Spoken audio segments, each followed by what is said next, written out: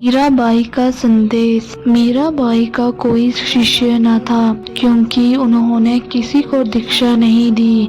किसी अज्ञात मध्यकालीन कवि ने मीराबाई की प्रशंसा करते हुए कहा है कि मीराबाई का नाम अपने ही गुणों के लिए रहेगा, क्योंकि उन्होंने ना तो पुत्र को जन्म दिया और ना ही किसी को शिष्य बनाया।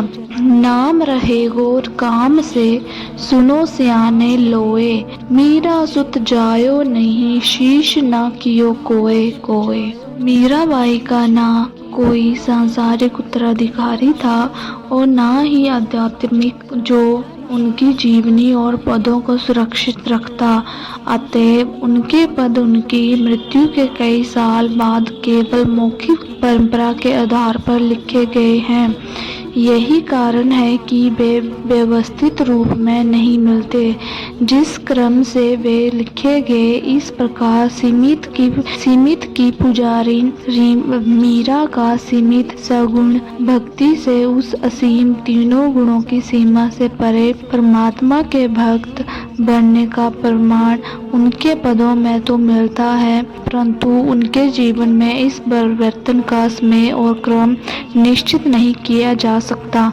कुछ पदों में मूर्ति पूजा, तीर्थ, व्रत आदि की प्रशंसा और कुछ में इस प्रकार की बाहर मुखी क्रियाओं का स्पष्ट खंडन। एक दूसरे से विपरीत दो बातें हैं, जिनके फलस्वरूप विद्वानों ने मीराबाई के कुछ पदों को प्रमाणिक माना है और कुछ को नहीं। इस प्रकार के निर्णय करने का कोई स्पष्ट मापदंड न होकर मीराबाई के बारे में उनके पूर्व निर्णित विचार ही रहते हैं। परंतु मीराबाई अपनी भक्ति के ध्येय और अपने आध्यात्मिक मार्ग को भली प्रकार जानती थी। उनके जो पद आज मिलते हैं, वे उनकी आध्यात्मिक उन्नति की विभिन्न अवस्थाओं के अनुभवों को प्रदर्शित करते हैं, परंतु वे इतने मिलजुल गए हैं कि उन्हें मीराबाई के आत्मिक विकास के क्रम को सामने रखते हुए छांटना आवश्यक है। पर ऐसा कर सकना संभव नहीं, क्योंकि बहुत से पद मौखिक परंपरा के इकट्ठे किए गए हैं और कभी कभी ऐसा लगता है कि किसी पद के कुछ अंश दूसरे पदों से आ गए हैं। इसलिए पाठक को एक ही पद में भावों और विचारों का ही नहीं, बल्कि पद संतुलन और तुकांत तक का सहसा परिवर्तन मिलता है। प्रतीत होता है कि मीराबाई की जीवन गाथा के समान ही उनके पद भी रहस्य ही बने रहेंगे। मीराबाई द्वारा अपने जीवन के उत्तरार्ध में लिखे गए पदों के आधार पर, अथवा दूसरे शब्दों में उनके पदों के आधार पर, जो एक विस्तृत दृष्टिकोण तथा ऊंचे रूहानी अनुभव प्रदर्शित करते हैं, मीराबाई के संदेश और अन्य संतों की शिक्षा में समानता स्पष्ट दिखाई देती है। सभी संतों के समान मीराबाई ने मनुष्य जन्म को बहुत महत्व दिया है और मुक्ति की प्राप्ति के लिए इसे एक दुर्लभ अवसर माना है। वे कहती हैं कि नर देह की प्राप्ति प्रभु का एक अनमोल प्रसाद है। इसे प्रभु भक्ति में तत्परता के साथ लगाना चाहिए। ये भवसागर को पार करने के लिए एक नौका है। दुर्लभ नर देही तमे तत्पर थाव, भवसागर तरवा न बेसवा न नाव। संत रविदास जी मनुष्य जन्म को दुर्लभ तथा गुरु तेग बहादुर जी अमूल्य कहते हैं। कबीर साहिब के शब्दों में मनुष्य देह की प्राप्ति के लिए देवता भी तरसते हैं। सृष्टि के आदि से आत्मा इस संसार में बार बार जन्म ले रही है। आवागमन के इस सिद्धांत का स्पष्ट संकेत मीराबाई ने अपने पदों में किया है। एक पद में वे राणा से कहती हैं, हे राणा, मैं इस संसार में पहली बार नहीं आई हूँ। जब से यह ब्रह्मांड रचा गया है, तभी से मैं यहाँ आ रही हूँ। इस जन्म में मैं मेड़ता परिवार में आई हूँ। मुझे मीराबाई नाम दिया गया है और राणा परिवार में ब्याही गई हूँ, परंतु आत्मा का ना कोई परिवार है न कोई नाम। आज काल की मैं नहीं राणा, जद यो ब्रह्मांड छायो, मेड़तिया घर जन्म लियो है, मेरा नाम कहायो। एक अन्य पद में इसी भावना को व्यक्त करते हुए मीराबाई कहती हैं, मैंने 84 लाख का चूड़ा अनेक बार पहना है, विभिन्न जन्मों में मैंने अलग अलग पति पाए हैं, परंतु अब मुझे बोध हो गया है कि मेरा सच्चा पति हरि है और मैं उसी के रंग में रंग गई हूँ। 184 रो चूडलो पेरियो में कई बार, ओ तो पति मेरी देही को संगी, मो पति सिरजनहार, जन्म जन्म किया बरकेता, विषय ते नरनार, मैं तो रांची रंगलू रंगी, गोविंदो हरि बरतार। 84 लाख योनियों में जीव के भ्रमण का वर्णन करते हुए गुरु अर्जुन देव जी फरमाते हैं कि जीव ने कई जन्म कीड़ों और पतंगों के पाए, कई जन्म हाथी, मीन और हिरण के पाए, अनेक जन्मों में वह पक्षी और सर्प आदि योनियों में गया, कई जन्म बैल, अश्व आदि बना। दीर्घ काल के उपरांत यह मनुष्य देह प्राप्त हुई है। हे प्राणी, अब प्रभु से मिलने का उपाय कर, प्रभु से मिलाप का यही अवसर है। मनुष्य जन्म का अनमोल अवसर प्राप्त हो जाने पर भी जीव तब तक अब प्रभु से मिलाप नहीं कर सकता जब तक वह किसी ऐसे पूर्ण पुरुष की सहायता और मार्गदर्शन प्राप्त न कर ले जो स्वयं रूहानी मंजिलों को तय कर चुका है और परमात्मा से मिल चुका है। अपने एक पद में मीराबाई प्रभु मिलाप को आत्मा का विवाह बताती हैं। जब आत्मा का प्रभु रूपी पति से विवाह हो जाता है तो अन्य विवाहित आत्माएं उससे पूछती हैं कि हे भाग्यशाली सुहागिन आत्मा, तू इतने दिन कुंवारी क्यों रही, सुरता सुहागन नार कुंवारी क्यों रही। मीराबाई उनको उत्तर देते हुए स्पष्ट करती हैं कि आत्मा का विवाह अभी तक ना हो सका, अर्थात प्रभु से उसका मिलाप ना हो सका, क्योंकि उसे सतगुरु नहीं मिले। सतगुरु मिल्या नाए कुमारी वीरायु रही। गुरु अमरदास जी इसी भाव को प्रकट करते हुए कहते हैं कि यदि आत्मा रूपी स्त्री चारों युगों में भी भटकती रहे, वह सतगुरु के बिना पति मिलाप रूपी सुहाग को प्राप्त नहीं कर सकती। जुग चारे धन जे वह बिन सतगुरु सुहागु न होई राम। दरिया साहिब मारवाड़ वाले फरमाते हैं, सतगुरु मेरे कृपा कीनी, उत्तम बर परनाई। सभी संतों के समान मीराबाई इस बात पर जोर देती हैं कि परमात्मा मंदिरों, तीर्थों या जंगलों, पहाड़ों में नहीं रहता, वह शरीर के अंदर है और अंदर जाने पर ही मिल सकता है। वे बताती हैं कि सतगुरु ही शरीर के अंदर वह दर्पण प्रकट करते हैं जिसमें प्रभु की झलक दिखाई देती है। घट के अंदर के इस रहस्य को सतगुरु के सिवाय और कोई नहीं जानता। वे कहती हैं, मेरे सतगुरु ने मेरे अंदर का दर्पण प्रकट कर दिया जिसमें प्रभु की छवि दिखाई देती है। अब मैं इस आनंद में मगन हो खुशी से नाचूंगी। मेरा प्रभु रूपी पति मुझे मिल गया, मैं सुहागिन हो गई। सतगुरु के सिवाय और घट के आंतरिक भेद को नहीं जानता। सतगुरु मुकर दिखाया घट का, नाचूंगी दे दे चुटकी। मेरा सुहाग अब मोकू दर्शा और न जाने घटकी। अपने एक गीत में मीराबाई कहती हैं कि वे अपने प्यारे प्रभु की दासी बन गई हैं। अब उन्हें काशी जाने की क्या जरूरत है। गंगा भी उनके शरीर में है और जमुना भी, तथा शरीर के अंदर ही अविनाशी प्रभु का निवास है। मैं तो हरि चरणन की दासी, अब मैं काहे को जाऊं काशी। घट ही में गंगा, घट ही में जमुना, घट घट है अविनाशी।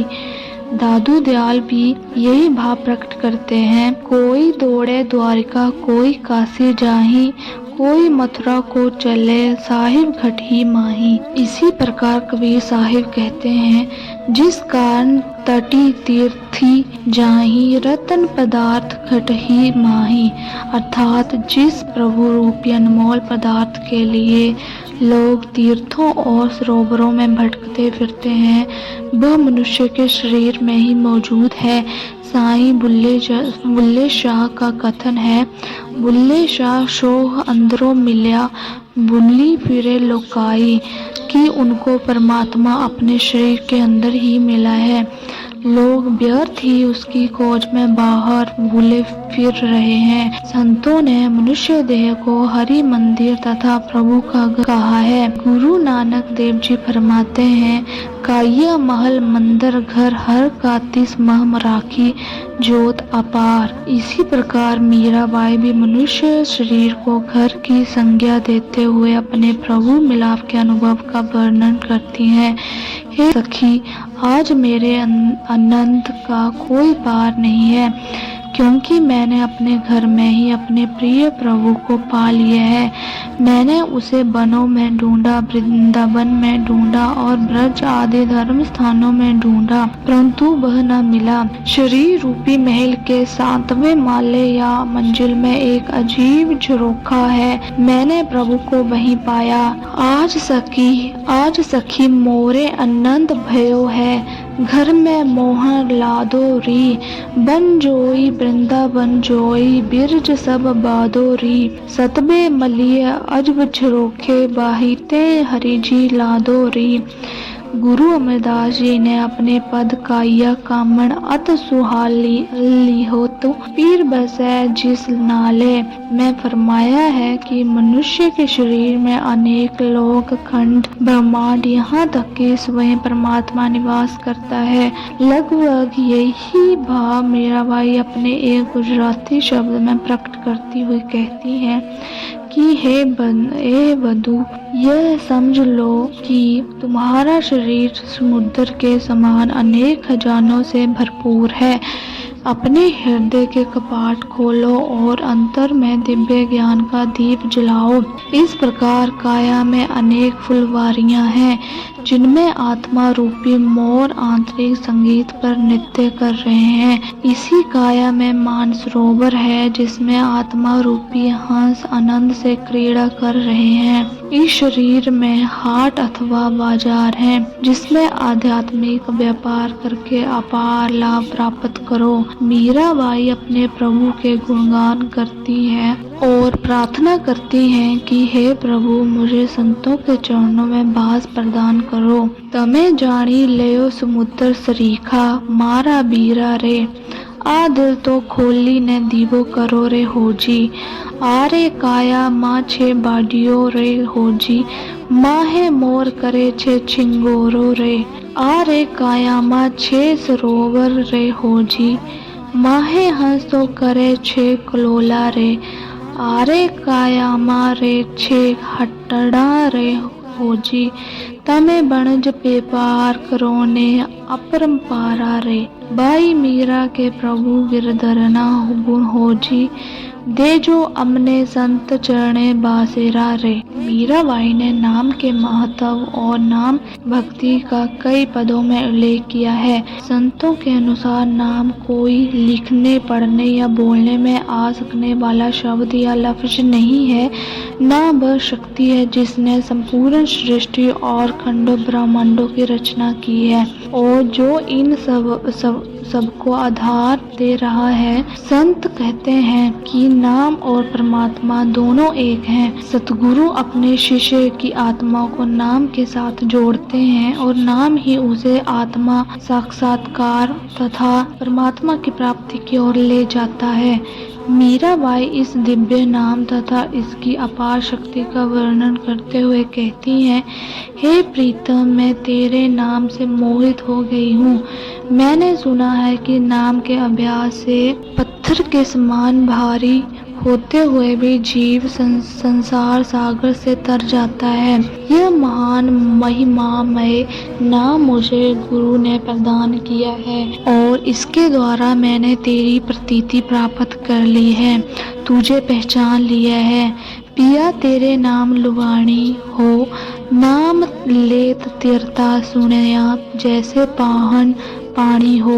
नाम महात्म गुरु दियो, प्रतीत पिछाणी हो, मेरा दासी रावली अपनी कर जानी हो। इसी विषय में मीराबाई एक अन्य पद में कहती हैं, नाम का गहरा अमिट रंग मुझ पर चढ़ गया है। मैंने इस अमृत में रस का प्याला पी लिया है और मैं अंतर में प्रवेश कर गई हूँ। मेरा यह नशा कभी उतर नहीं सकता, चाहे कितने ही उपाय किए जाएं। मैंने नाम की मदिरा पी ली है और इसके फलस्वरूप अब सांसारिक रंग मुझे नहीं सुहाते। मीराबाई कहती हैं कि हे प्रभु, तेरे नाम के द्वारा संसार के सभी कच्चे रंग उड़ जाते हैं। यो तो रंग दता ही लाग्यो हे माए, पिया प्याला अमृत रस का चढ़ गए गुम गुमाए। यो तो अमल महारो कबहू न उतारे, कोटन करो उपाय। पिया प्याला नाम कारे और नारंग सुहाए, मीरा के प्रभु गिरधर नागर काचो रंग उड़ जाए। गुरु नानक देव जी ने नाम के रंग को कभी न उतर सकने वाला मजीठी रंग कहा है। आप कहते हैं कि अगर अपनी देह को वास्तव में रंगना चाहते हो तो नाम का मजीठी रंग प्राप्त करो। इस रंग से रंगने वाला व्यक्ति अर्थात सतगुरु यदि रंग दे तो ऐसा रंग चढ़ जाएगा जैसा और कहीं दिखाई नहीं देता। काया रंजन ते जे थिए प्यारे, पाइये नाव मजीठ। रंगन वाला जे रंडे, साहिब ऐसा रंग न डिठे। सिद्ध गोष्ठ में गुरु नानक साहिब फरमाते हैं, नामे राते आनंदिन माते नामे ते सुख होई। नामे राते आनंदिन माते नामे ते सुख होई। अर्थात जो व्यक्ति नाम में लीन हो जाता है वो उसके रस में निरंतर मस्त रहता है और सच्चे सुख को प्राप्त करता है। कबीर साहिब नाम रूपी अमल का वर्णन करते हुए कहते हैं, नाम अमल माता रहे, पिए अमी रस सार। मीराबाई भी नाम रूपी रस के आनंद का उल्लेख करती हुई कहती हैं, मैं अमली हरि नाम का महाने बायड़ आवे और अमल कई काम को चढ़ उतर जावे। केवल सतगुरु ही नाम का वह दुर्लभ प्रसाद प्रदान कर सकते हैं जो मीराबाई के शब्दों में आत्मा का सच्चा और असली धन है, जिसे ना चोर चुरा सकते हैं और ना ही जो खर्च करने से घटता है बल्कि दिन प्रतिदिन बढ़ता ही जाता है। पायो जी मैंने नाम रतन धन पायो, टेक वस्तु अमोलक दी मेरे सतगुरु कृपा कर अपनायो। खर्चे नाही कोई चोर न लेवे, दिन दिन बढ़त सवायो। यह नाम मनुष्य के शरीर में एक दिव्य ध्वनि के रूप में प्रकट होता है। संतों ने इसका नाम शब्द, वाणी, धुन आदि कहकर वर्णन किया है। यह बाइबल का वर्ड, कुरान शरीफ का कुन और कलमा तथा वेद शास्त्रों का नाद और आकाशवाणी है। मीराबाई ने इस दिव्य संगीत अथवा शब्द का उल्लेख अपने कई पदों में किया है। वे कहती हैं कि सतगुरु ने मेरे अंतर में वह शब्द प्रकट कर दिया है जिसकी मैं अंश हूँ और मेरा ध्यान उसकी ध्वनि में लग गया है। तो गुरु शब्द खाया अंसरी, ध्यान लगाया धुन में। इस प्रकार वे कहती हैं कि मैं ना पीहर में रहती हूँ न ससुराल में, मैं तो अपने सतगुरु के प्रदान किए हुए शब्द में वास करती हूँ। पीहर बसु न बसु सास घर, सतगुरु शब्द संगाती। जब जिज्ञासु की आत्मा को सतगुरु अंतर में शब्द की धुन के साथ जोड़ देते हैं तो आवागमन की विकट श्रृंखलाएं टूट जाती हैं। मीराबाई कहती हैं कि पूर्व जन्मों के पुण्यों के फलस्वरूप मुझे सतगुरु का मिलाप प्राप्त हुआ है। मेरे सतगुरु अंतर्यामी है।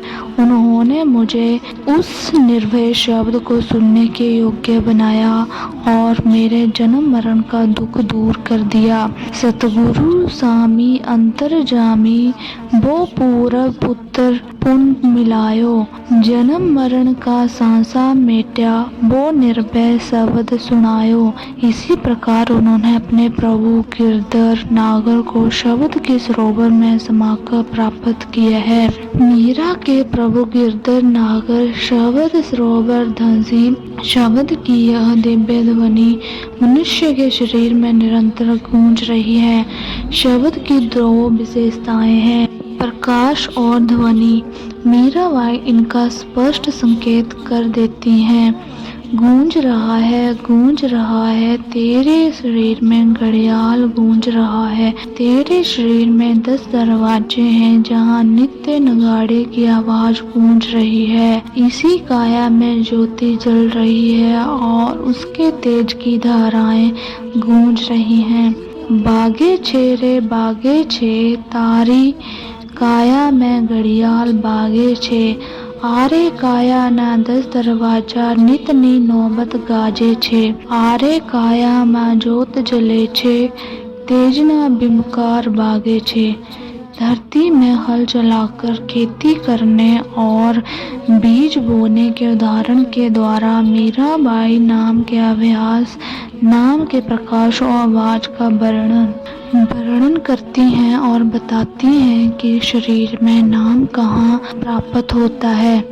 वे कहती हैं कि मेरी राम नाम रूपी धन की खेती है और यह खेती करते हुए मेरी आत्मा प्रभु में लीन रहती है। राम नाम धन खेती मेरी सुरता प्रभु में रहती। उत्तर प्रदेश में गंगा और यमुना के बीच की भूमि बहुत उपजाऊ मानी जाती है। गंगा और यमुना के बीच के स्थान अर्थात दोनों आंखों के बीच के केंद्र की ओर इशारा करती हुई मीराबाई कहती हैं कि यह स्थान नाम का बीज बोने के लिए उत्तम है। दोनों नदियां आंखों के केंद्र से ऊपर की ओर जाने वाले दाएं और बाएं ओर के मार्ग हैं। इन दोनों मार्गों के बीच में अथवा दोनों आंखों के मध्य में अभ्यासी को अपना ध्यान एकत्रित करना पड़ता है। मीराबाई कहती हैं, 1 साल मैंने खेती पाई, गंगा जमुना रहती। राम नाम का बीज पड़ा है, निपजत हीरा मोती। मनुष्य के शरीर में आत्मा का केंद्र आंखों के पीछे तीसरा तिल अथवा तृतीय नेत्र है। शरीर के 9 द्वारों को खाली करके आत्मा जब केंद्र पर आती है तो वह एक उज्जवल प्रकाश देखती है, जिसे मीराबाई ने इस पद में ज्योति कहा है।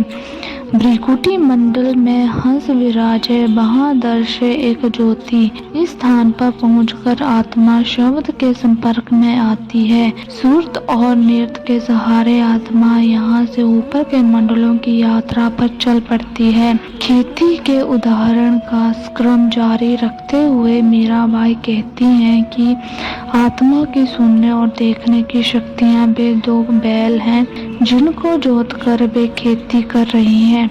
उनका तात्पर्य है कि आंखों के केंद्र पर आने के बाद आत्मा सुरत और नृत्य के द्वारा शब्द की ध्वनि और प्रकाश का रस जब चाहे तब लेती है। सुरत नृत्य का बैल बनाया, जब चाहे जब ज्योति। आंखों के केंद्र पर आने और शब्द की ध्वनि और ज्योति के साथ जुड़ जाने पर ही अभ्यासी के हृदय में प्रभु के लिए सच्चा प्रेम जागृत होता है। पद समाप्त करते हुए मीराबाई कहती हैं कि इस अवस्था को प्राप्त करने पर ही उसके हृदय में हरि के चरणों की प्रीति उत्पन्न हुई। मीरा के प्रभु गिरधर नागर हरि के चरण पर प्रीति। जैसा कि कहा जा चुका है, आत्मा के अपने निर्धाम की यात्रा में गुरु का बहुत महत्व है। दीक्षा अथवा नामदान के द्वारा वे अपने शिष्य को आत्मिक अभ्यास की विधि सिखाते हैं और अंतर में उसे शब्द के साथ जोड़ते हैं।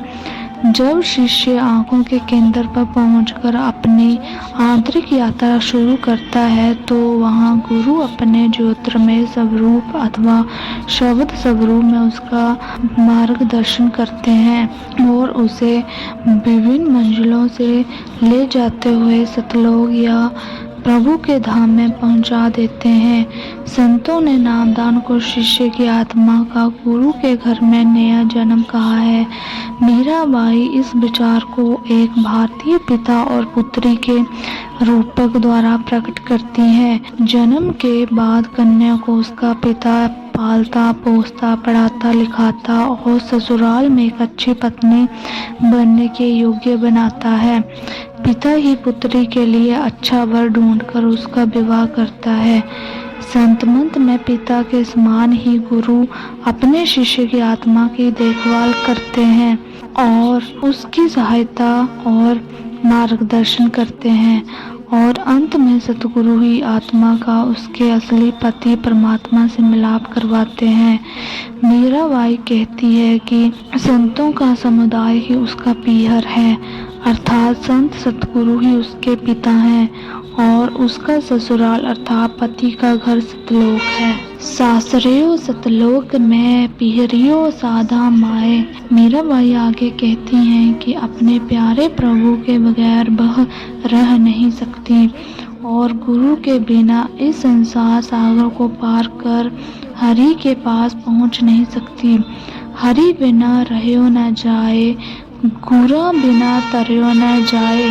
पूर्व और पश्चिम के संत महात्माओं का कथन है कि मनुष्य को अपने कर्मों का फल भोगना पड़ता है, चाहे वे कर्म अच्छे हों या बुरे।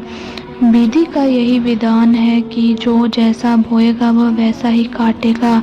जीव को अपने कर्मों का फल भुगतने के लिए बार बार जन्म लेना पड़ता है और उसके अच्छे कर्म भी उतने ही बंधनकारक होते हैं जितने कि बुरे। यह कार्य और कारण का नियम कर्म सिद्धांत कहलाता है जो अटल है और संपूर्ण रचना इसके अधीन है। मीराबाई अपने पदों में कर्मों के सिद्धांत का उल्लेख करती हैं कि इस संसार के सभी सगे संबंधी केवल पिछले कर्मों के फलस्वरूप साथ हैं, अतएव कुल परिवार आदि के बंधन अर्थहीन हैं। हम संसार में देखते हैं कि एक ही माता के दो पुत्रों के कर्म अलग अलग होने की वजह से उनका जीवन एक दूसरे से भिन्न होता है। एक तो सिंहासन पर बैठता और दूसरा हल चलाकर अपना पेट भरता है। इस जगत में हमारे सभी मेल जोल कर्मों की वजह से हैं, अन्यथा जग में वास्तव में हमारा कोई नहीं है। राणा जी कर्मा रो संगाती, कुल में कोई नहीं। एक तो माता रे दोए दोए डिकरा, ज्यों की न्यारी न्यारी भांत बाकी न्यारी न्यारी कर्मा रे घराना। एक तो राजा जी री गद्दी बैठिया, दूजो हल रे बैल भरतो पेट राणा। एक अन्य छोटे गीत में मीराबाई कर्म सिद्धांत को समझाते हुए कहती हैं कि इस संसार में जीवन थोड़े समय के लिए ही है, इसलिए क्यों सांसारिक जंजालों में उलझा जाए। माता पिता ने तो जन्म दिया है, परंतु सृष्टि की रचना करने वाले ने हमें कर्मों के बंधन में बांध दिया है। जो कुछ हम उपभोग करते हैं, खर्च करते हैं और परोपकार करते हैं, उन सब का फल हमें मिलेगा। जो कुछ हमने दिया है या लिया है उसका हिसाब ही हमारे साथ जाएगा। इसके सिवाय संसार की और कोई वस्तु साथ नहीं जाएगी।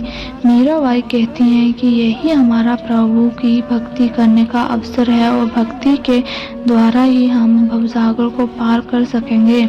जग में जीवना थोड़ा, राम कुण करे रे जंजार।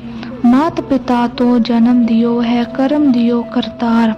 कई रे खायो, कई रे खर्चियो, कई रे कियो उपकार।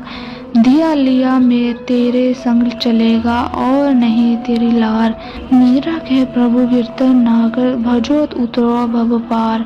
मन और माया परमात्मा की प्राप्ति के मार्ग में दो प्रबल रुकावटें हैं।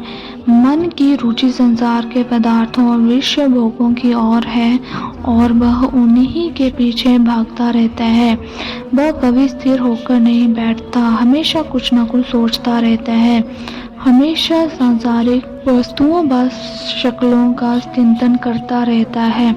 वह अपनी अस्थिरता और निरंतर भटकते रहने की आदत का तभी छोड़ता है जब उसे संसार के नाशवान सुखों से अधिक उत्तम सुख और अविनाशी आनंद प्राप्त हो जाए।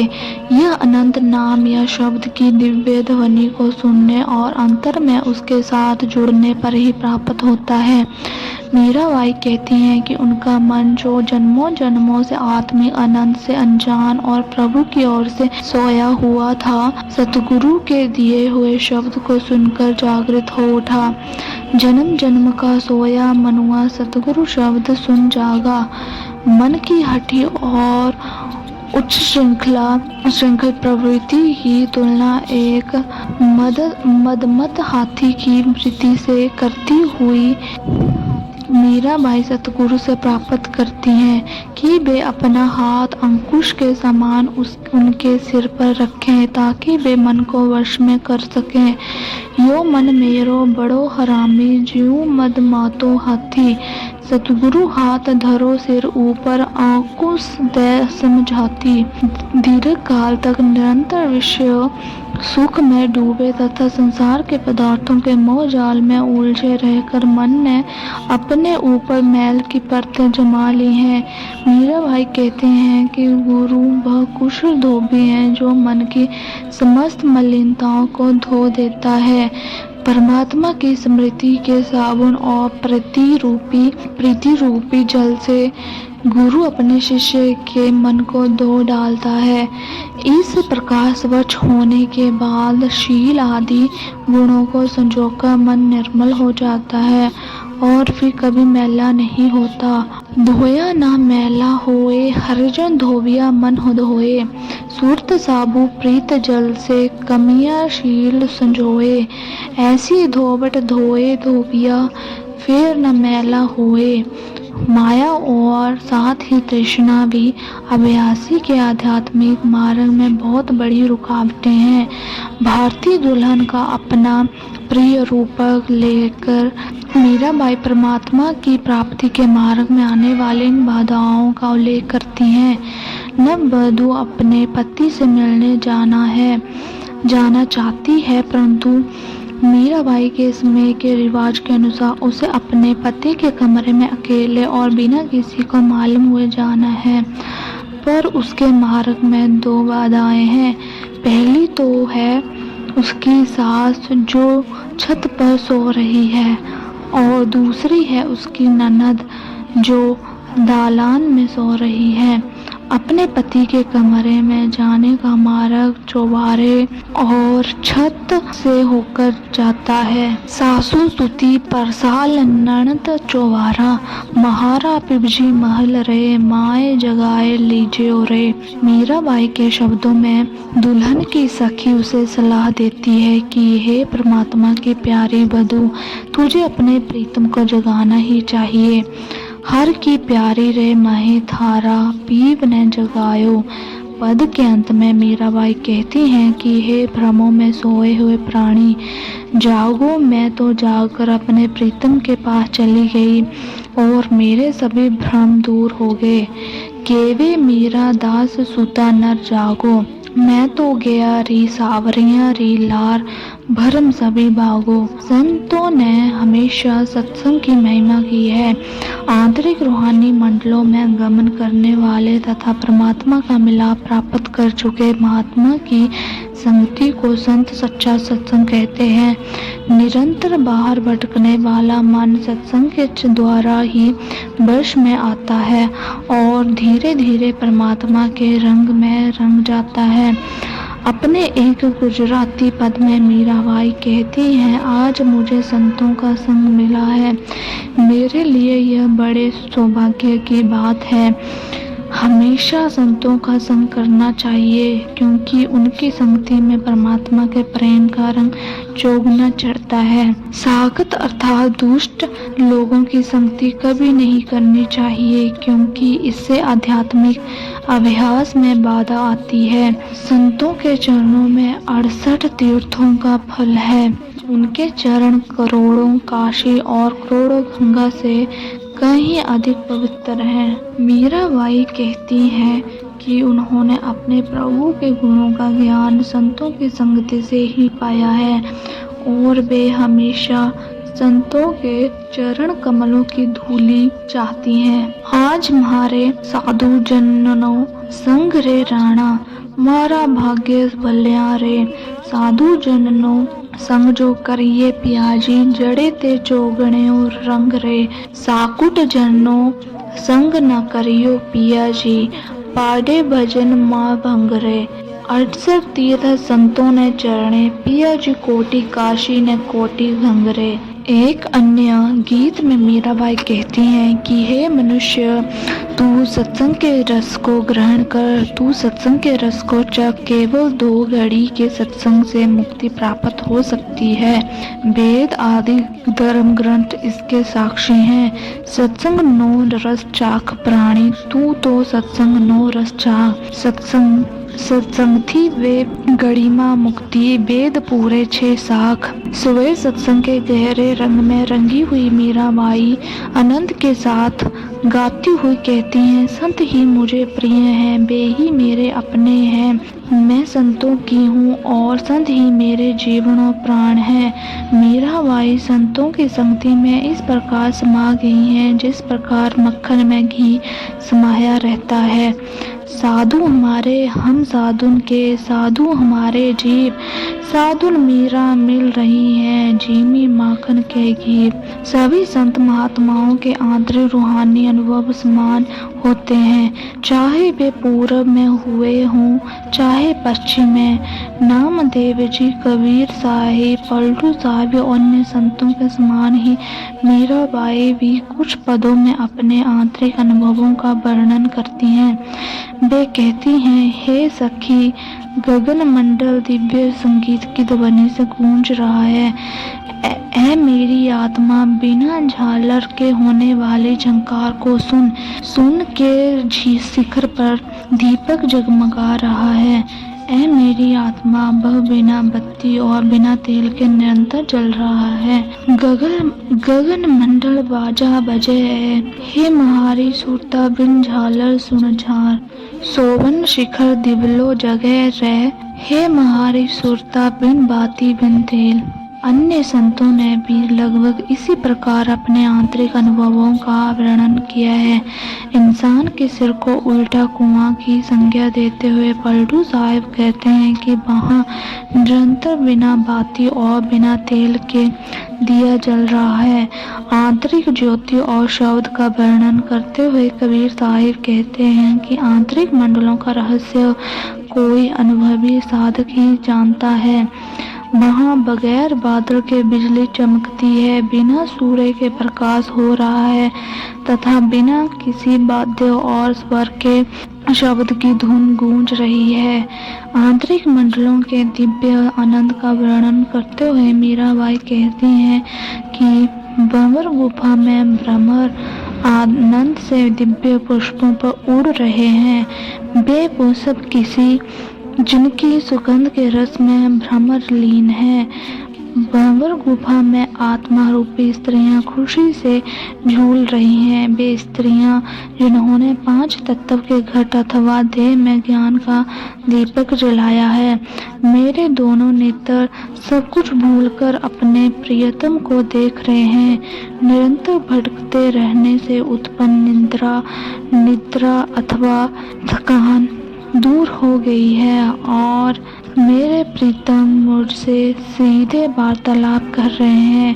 भंवर गुफा रे माए भंवरा भंवरिया, ज्यारी महक आबे बास भंवर रंग विजय। भंवर गुफा रे माए नारियां झूले, ज्यारे 5 तंत घट माए दिबलो संजोयो।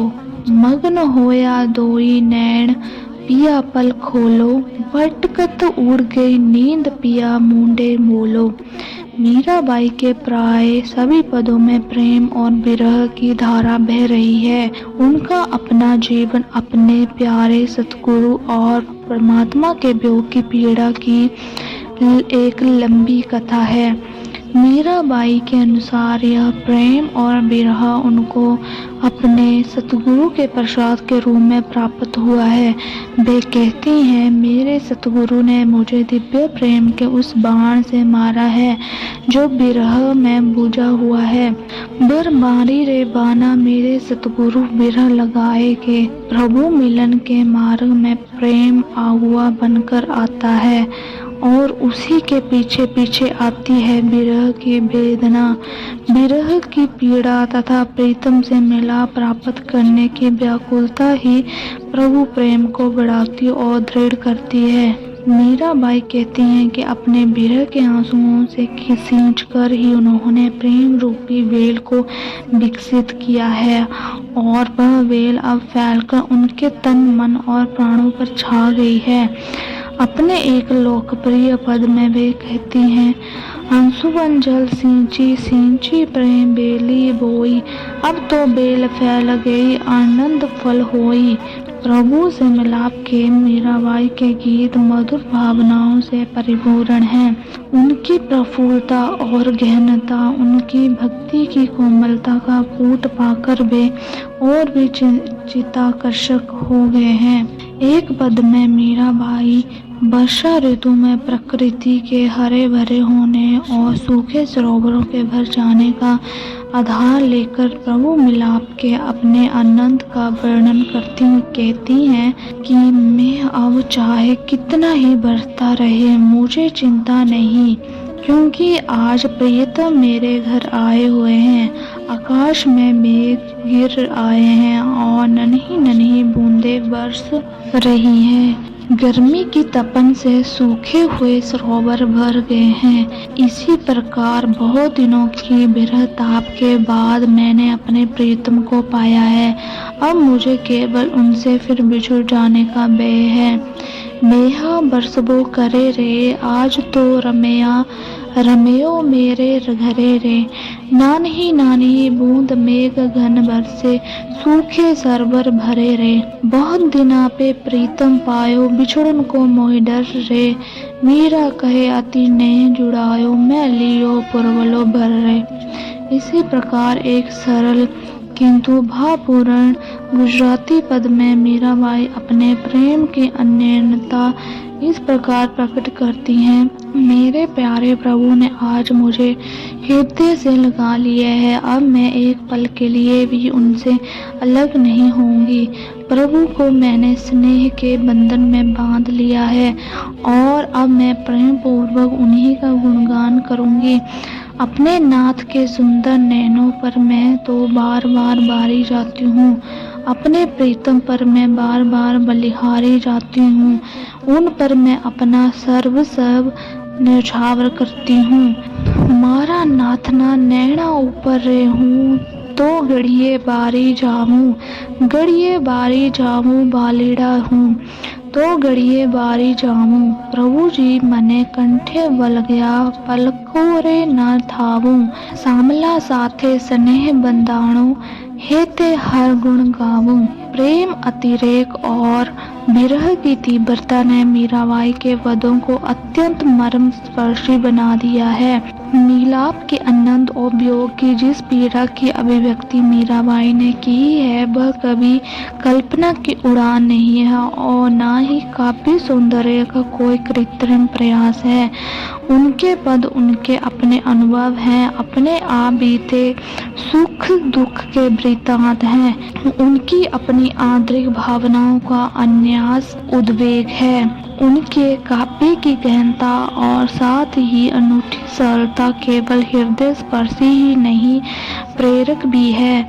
अपने इन गुणों के लिए उनका अपने समकालीन भक्त कवियों में बहुत ऊंचा स्थान है। उनके विरह के पद भक्तों में ही नहीं घर घर में लोकप्रिय हैं। भावनाओं की गहराई के साथ साथ वाणी की लालित्य ने उनके काव्य को अत्यंत प्रभावशाली बना दिया है। यह विशेषताएं मीराबाई के सभी पदों में मिलती हैं। अपने एक मधुर पद में मीराबाई कहती हैं, प्रीतम की मनोहर छवि मेरे हृदय में तीर की भांति चुभकर समा गई है। अपने प्रीतम के बिना मैं इन प्राणों को कैसे रख सकूंगी, क्योंकि प्रीतम ही मेरे जीवन की रक्षा करने वाले अथवा विरह ताप को दूर करने वाली जड़ी हैं। मीराबाई कहती हैं कि मैं अपने प्रभु के हाथों बिक चुकी हूँ, अर्थात अपना सब कुछ उनके चरणों पर निछावर कर चुकी हूँ। जब से मेरे स्वामी ने मुझे अपने दर्शन प्रदान किए हैं, तब से उन्हीं को देखते रहने के लालसा मेरे नेत्रों की टेव ही हो गई। नैना मोरे बाण पड़ी, साही मोही दर्श दिखाई, चित चढ़ी मेरे माधुरी मोरत, उर बीच आन अड़ी। कैसे प्राण पिया बिन राखूं, जीवन मोरी जड़ी, मेरा प्रभु के हाथ बिकाने लोग कहे बिगड़ी। मीराबाई के पदों में विरह की वेदना का बड़ा सहज किंतु करुण वर्णन मिलता है। अपने एक प्रसिद्ध पद में वे कहती हैं कि विरह में उनकी पीड़ा ऐसी है कि ना तो प्राण रहते हैं ना ही निकलते हैं। ऐसी अवस्था में उन्हें चैन कैसे मिल सकता है। उनकी हालत ऐसी है मानो सूली पर उनकी सेज बिछी हुई है, जिस पर आराम से सोना कैसे हो सकता है। मनुष्य के शरीर में परमात्मा दोनों आंखों के पीछे आत्मिक मंडलों में निवास करता है। जब तक आत्मा 9 द्वारों को खाली करके उस स्थान पर नहीं पहुंचती, वह प्रभु से कैसे मिल सकती है। इस भाव को व्यक्त करते हुए मीराबाई कहते हैं कि प्रीतम की सेज तो गगन मंडल पर है और वह स्वयं धरती पर है, बेमिलाप के सुख को कैसे प्राप्त कर सकती है। गीत की टेक में मीराबाई कहती हैं कि हे सखी, मैं प्रभु के प्रेम में आत्म विस्मृत और दीवानी हो गई हूँ। मेरे वियोग की वेदना को कोई नहीं जानता। इसी पद में मीराबाई आगे कहती हैं कि एक घायल की अवस्था को वही जान सकता है जिसे ऐसे मर्मांतक घाव लगे हों, या वह जानता है जिसने विरह रूपी बाण से उनके हृदय को बेंधा है।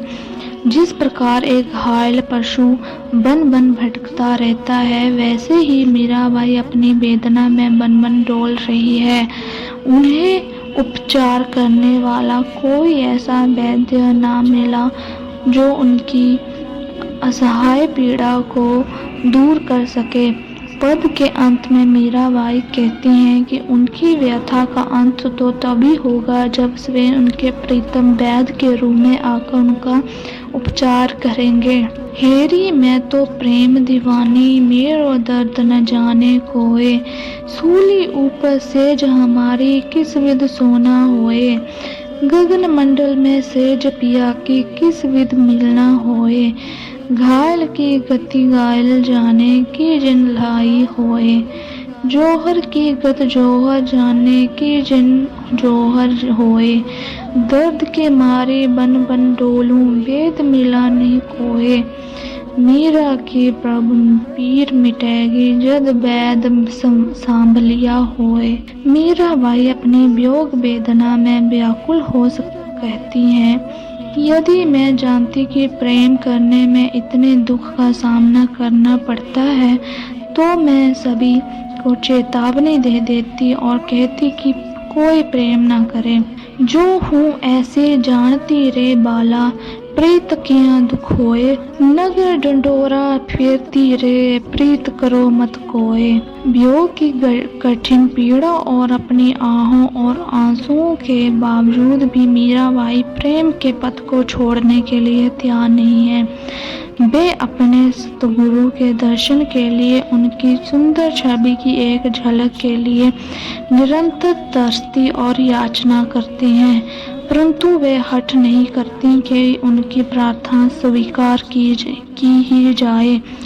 एक सच्चा प्रेमी केवल वही चाहता है जो उसके प्रीतम को भाए। वह अपने प्रीतम की इच्छा में प्रसन्न रहता है। वह अपने आप को उनकी इच्छा पर न्यौछावर कर देता है। मीराबाई अपने पदों में बार बार प्रभु से अपने सतगुरु के चरणों की शरण मांगती हैं। शरण प्रेम का एक आवश्यक अंग है। सतगुरु से अपनी प्रार्थनाओं में वे इस संसार के भयानक सागर से पार किए जाने की याचना करती हैं, परंतु साथ ही कहती हैं यदि वे उचित समझें तो ही ऐसा करें। शरण की यह भावना मीराबाई के पदों में कई स्थानों पर मिलती है। अपने निंदकों को उत्तर देते हुए वे कहती हैं कि उन्हें गुरु के रूप में संत रविदास मिल गए हैं, जिन्होंने उन्हें सच्चे ज्ञान का भेद प्रदान किया है। अब वे अपने महान गुरु के शरण में रहेंगी और अपने मन, अहंकार आदि को लुटाकर उनके चरणों में नत होंगी। गुरु मिलिया रैदास जी, दिन ही ज्ञान की गुटकी, परम गुरा के शरण में रहस्य प्रणाम करा लुटकी। मीराबाई का एक लोकप्रिय पद जिसमें वे अपने सतगुरु को जोगी कहकर पुकारती हैं, उनके प्रेम की कोमल संवेदनशीलता के साथ ही गहरी उत्कंठा प्रकट करता है। वे कहती हैं, हे जोगी, तू मुझे छोड़कर मत जा। मैं तेरे चरणों में गिरकर याचना करती हूँ कि तू मत जा। जोगी मत जा, मत जा, मत जा, पाए परूं मैं तेरी। परंतु यदि सतगुरु उसको छोड़कर जाते ही हैं तो मीराबाई प्रार्थना करती हैं, तेरी प्रीति और भक्ति का मार्ग मेरे लिए अनजाना और कठिन है। जाने से पहले मुझे उस पार लगा जा।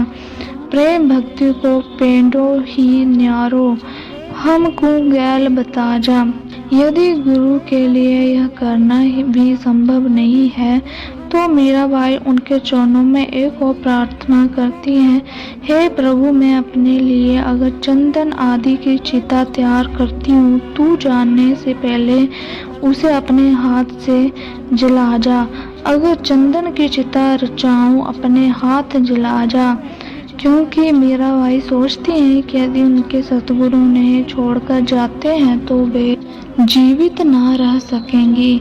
देह स्वरूप सतगुरु की प्रत्यक्ष उपस्थिति में हमेशा मौजूद रहने की भावना को मीराबाई इस प्रकार प्रकट करती हैं, जब मैं जलकर भस्म हो जाऊं तो उस भस्म को अपने शरीर पर लगा लेना। जल बल बई वसम की डेरी, अपने अंग लगा जा। सच्चा प्रेम अपने व्यक्तित्व को प्रीतम के व्यक्तित्व में खो देना है, उसके साथ एक हो जाना है। परमात्मा में समा जाना ही प्रभु प्रेम का लक्ष्य है। अपने पद को समाप्त करते हुए प्रीतम के साथ एक हो जाने की उत्कंठा को प्रकट करते हुए वे कहती हैं, हे प्रभु, कृपा करके मेरी ज्योति को अपनी ज्योति में समा ले। मीरा कहे, प्रभु गिरधर नाग, ज्योत में ज्योत मिला जा। अन्य संतों की तरह मीराबाई ने भी अपनी वाणी में विभिन्न भाषाओं के शब्दों और मुहावरों का प्रयोग किया है।